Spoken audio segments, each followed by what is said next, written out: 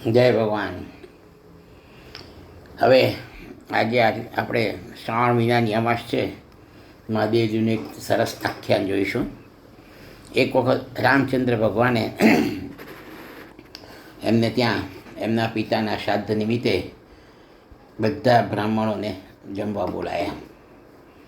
તો મહાદેવજીને ખબર પડે છે તો એ પણ ત્યાં પહોંચી જાય છે. વૃદ્ધ બ્રાહ્મણનું સ્વરૂપ લઈ અને એ ત્યાં જમવા પહોંચી જાય છે. તો રામજી બધાનું સ્વાગત કરતા હોય છે. તો આ વૃદ્ધ બ્રાહ્મણને જોઈ અને રામજીને થાય છે કે એટલે રામજી એમને તરત ઓળખી ગયા કે આ તો એ જગતનો બાપ આવ્યો છે. રામચંદ્ર ભગવાન એમનું સ્વાગત કરે છે, એમના પગ ધુએ છે અને સુંદર આસન પર જમવા બેસાડે છે. આ બાજુ લક્ષ્મણજી બધાને પીરસતા હોય છે. રામચંદ્ર ધીમે રહીને કહે છે કે આ બ્રાહ્મણનું વિશેષ ધ્યાન રાખજો. લક્ષ્મણ જેટલું પીરસે એટલું ફટાફટ મહાદેવજી જમી જાય અને પતરાળું ખાલી થઈ જાય.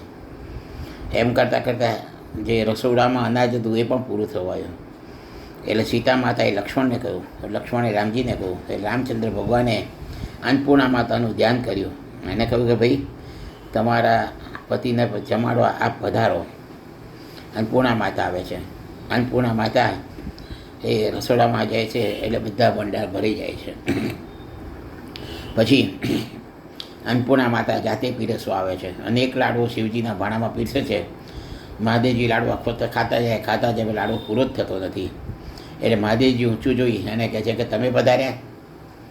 પછી મહાદેવજી ભોજન કરી અને ઊભા થાય છે અને રામજીના પલંગમાં આરામ ફરમાવે છે અને સીતાજી જોડે પાણી મંગાવે છે. સીતાજી પાણી આપે છે તો મહાદેવજી એ પાણીનો કોગળો સીતાજી પર કરે છે.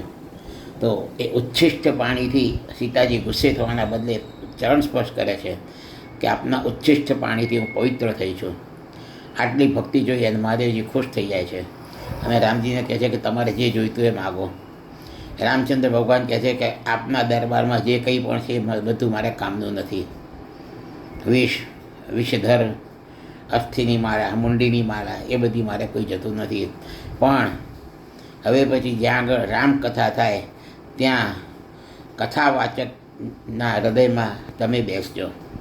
અને શિવજી આશીર્વાદ આપે છે અને ત્યાર પછી જ્યારથી રામાયણની કથા થાય છે ત્યાં વાચકના હૃદયમાં શિવજી બિરાજે છે અને કહે છે બાબા બાબા સબ કરે માઈ કહે ન કોઈ, બાબા કે દરબાર મેં માઈ કહે સો હોય. હર હર મહાદેવ. જય ભગવાન.